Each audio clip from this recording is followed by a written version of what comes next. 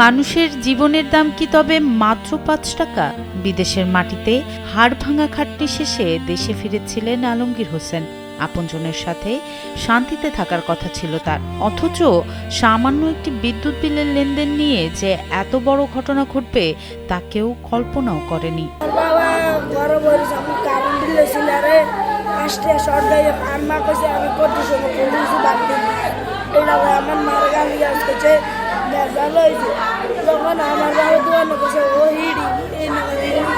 Sandalina so, রূপচর্চায় আভিজাত্য।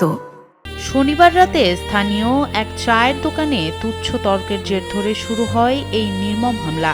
প্রবাসীর ভাগের বিদ্যুৎ বিল ৫ টাকা কম হওয়াকে কেন্দ্র করে মেজাজ হারান বড় ভাই খোরশেদ আলম। বাগবিতণ্ডার এক পর্যায়ে বড় ভাই খোরশেদ আলম ও তার সহযোগীরা আলমগীরের উপর চড়াও হন। সবার সামনেই ছোট ভাইকে লক্ষ্য করে চলতে থাকে এলোপাতাড়ি কিলঘুষি আর লাঠির আঘাত। এরপর আপন ভাইকে রক্তাক্ত ও নিস্তেজ অবস্থায় ফেলে রেখে পালিয়ে যান তারা।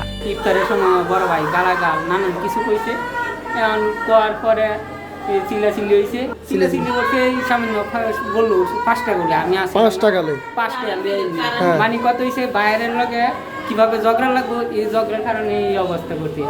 এরপর স্থানীয়রা তাকে উদ্ধার করে রামগঞ্জ উপজেলা স্বাস্থ্য কমপ্লেক্সে নিলে চিকিৎসকরা তাকে মৃত ঘোষণা করেন। দুই ভাইয়ের মধ্যে জমি নিয়ে আগে থেকেই বিরোধ ছিল এবং সেই ক্ষোভ থেকেই এমন নৃশংসতা সৃষ্টি হয়েছে বলে জানান নিহতের পরিবারের সদস্যরা।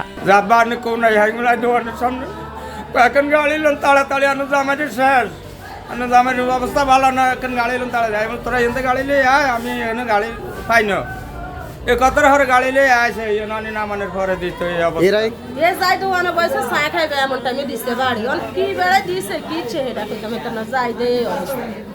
তো বাস আমি হাসপাতাল আনছি, আনার পরে যে মৃত ঘোষণা দিচ্ছে আমি তো জানি না। আমার একটা মেয়ে দুটা আর একটা মেয়ের ১২ বছর অন্তর, ছেলের ১২ বছর।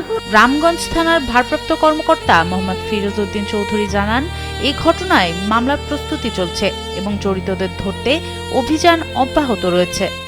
না, ওইটা তো এই সংবাদ পাইয়া আমার তো জানাই নাই। আমরা পরে লাশ মেডিকেলে সংবাদ পাইয়া প্রাইভেট মেডিকেলে ছিল, ওখান থেকে পুলিশ পাঠাইছি, পরে সরকারি কমপ্লেক্সে মেডিকেল কমপ্লেক্সে নিয়ে গেছে। এখান থেকে পরে লাশ ওরা পোস্টমর্টম করতে চায় না, তবে আমরা আইনগত বিষয় আছে সেই জন্য পোস্টমর্টমের জন্য নিয়ে আসছি। লাশ পোস্টমর্টমে যাচ্ছে আর কি, এখনো মামলা হয়নি, এখন পোস্টমর্টমের জন্য প্রক্রিয়া দিন আছে।